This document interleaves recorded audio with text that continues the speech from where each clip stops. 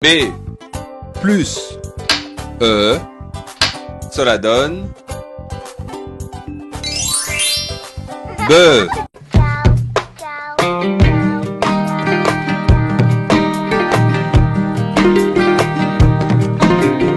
Nous sommes là aujourd'hui pour dérouler un cours pour aider les apprenants puisque ils sont à la maison et que on est avec le Covid-19. Alors, la leçon que nous allons dérouler est une leçon, n'est-ce pas, pour les élèves de 3e, ceux qui préparent le BFM, brevet de fin d'études moyen. Alors, nous allons prendre la leçon numéro 6 du thème numéro 2. Alors, le thème 2, c'est la fonction de nutrition. Et la leçon numéro 6, c'est la régulation du fonctionnement, c'est le rôle du rein, dans la régulation du fonctionnement du milieu intérieur, c'est-à-dire l'excrétion urinaire. Donc nous avons le rôle du rein dans l'excrétion urinaire et la régulation du fonctionnement, n'est-ce pas, du milieu intérieur. Alors, pour cela, nous allons d'abord commencer par une petite description, n'est-ce pas, de l'appareil urinaire. L'appareil urinaire de l'homme, donc la première partie, c'est une description de l'appareil urinaire. Donc, description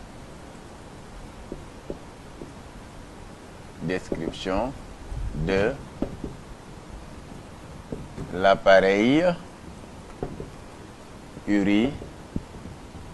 urinaire de l'homme, bien sûr. Donc, alors, cette description, j'ai une maquette ici en face, n'est-ce pas? C'est une maquette utilisée, n'est-ce pas? C'est une maquette de l'appareil urinaire. Nous avons en face ici deux reins, n'est-ce pas? Les deux reins, maintenant, ils sont là, sont reliés à deux canaux qui sont là, qu'on appelle les urétères. Ces deux canaux sont reliés à une poche qui est là. Cette poche est appelée la vessie. Et maintenant, juste après la vessie, nous avons un canal qui permet maintenant d'évacuer l'urine vers le milieu extérieur qu'on appelle l'urètre. Alors donc, maintenant, entre les deux reins, nous avons des vaisseaux sanguins. En rouge, nous avons l'artère aorte, n'est-ce pas? Et en bleu, nous avons la veine cave inférieure, n'est-ce pas? Donc, voici un peu une description de l'appareil urinaire. Maintenant, il faudra savoir que à l'examen et sur les polycopes qu'on vous donne, il n'y a pas de couleur. Donc, l'appareil urinaire représenté, et l'élève devra être capable de noter cet appareil-là. Nous avons les deux reins qui ont des formes de haricots. Ils sont là, les deux reins. Bien. Alors, chaque rein est relié à un canal qui est là. Nous avons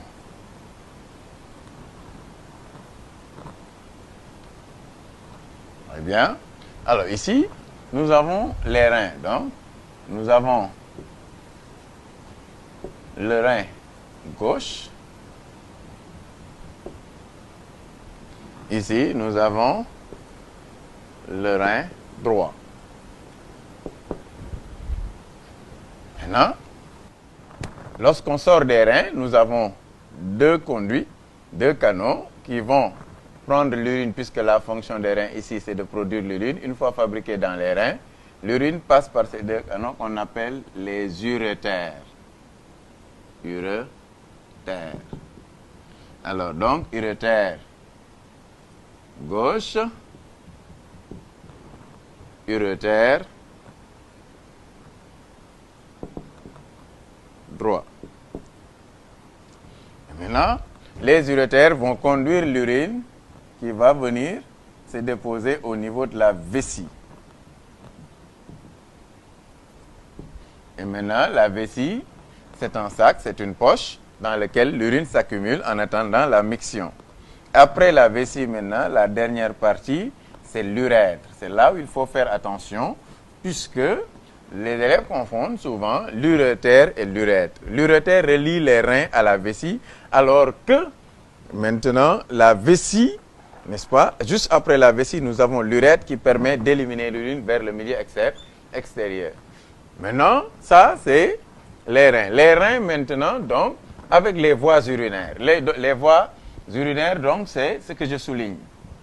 les urétères, la vessie et l'urètre. Maintenant, si on dit de quoi est composé l'appareil urinaire est composé des reins plus les voies urinaires, c'est-à-dire l'urétère, la vessie et l'urètre, tout simplement. Maintenant, il faudra savoir que aussi, à côté, nous avons des vaisseaux sanguins qui irriguent les reins. Nous avons ici des vaisseaux sanguins qui vont irriguer les reins.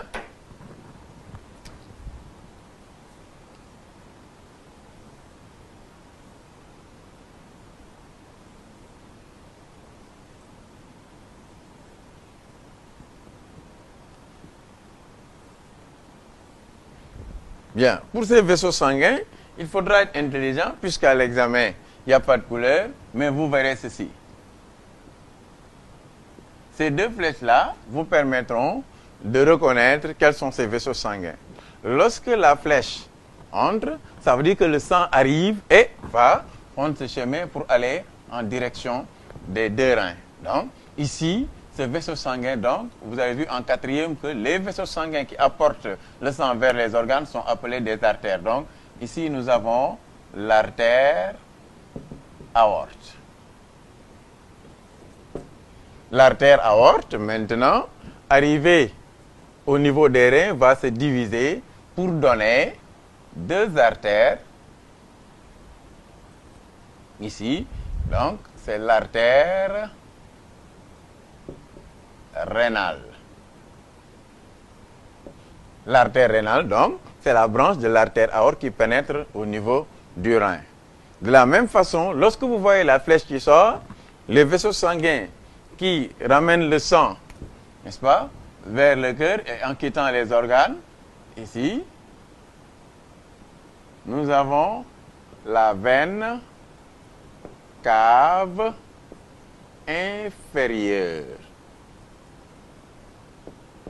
La veine cave inférieure, maintenant, va à son tour se diviser en vénules, c'est-à-dire en veines qui vont pénétrer dans chaque rein.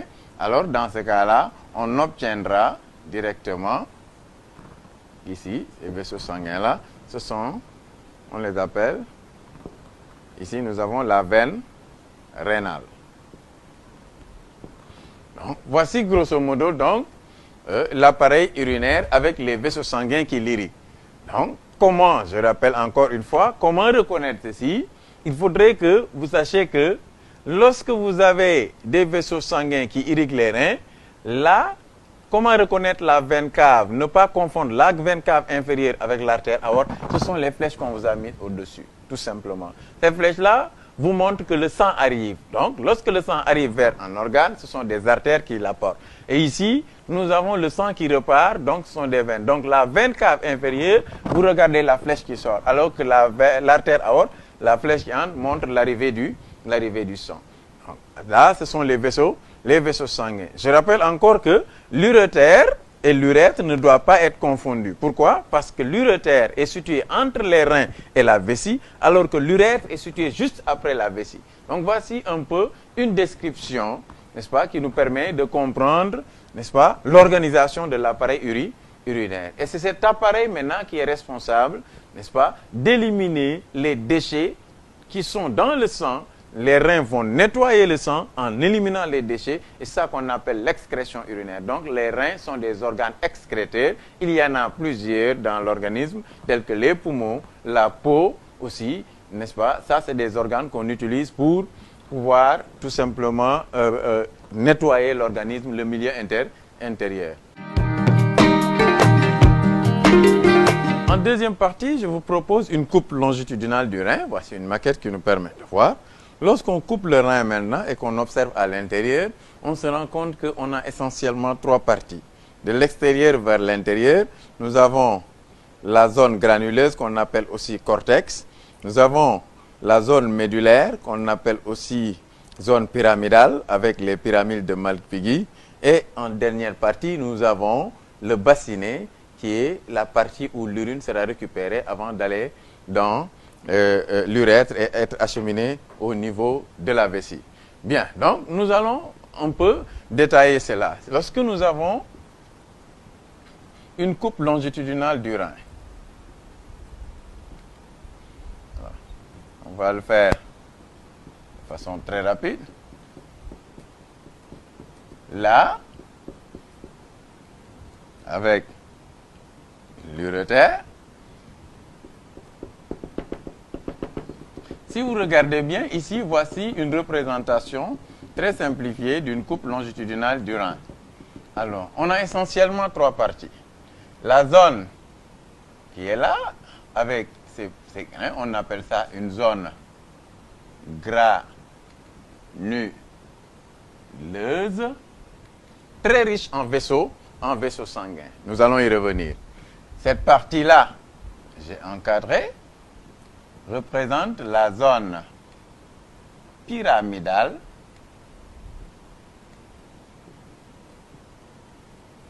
La zone pyramidale, n'est-ce pas? Et enfin, ici, nous avons le bassinet. Voici essentiellement les trois parties. Maintenant, en réalité, lorsque nous observons la zone pyramidale au microscope, on se rend compte que chaque zone pyramidale est constituée d'un tas de tubes urinifères, c'est-à-dire ce qu'on appelle des néphrons, qui ressemblent à des clés à molette utilisées par les mécaniciens. Alors, on les appelle des néphrons. Les néphrons sont les unités fonctionnelles du rein, c'est-à-dire c'est eux qui sont responsables de nettoyer le sang et de fabriquer l'urine. Donc,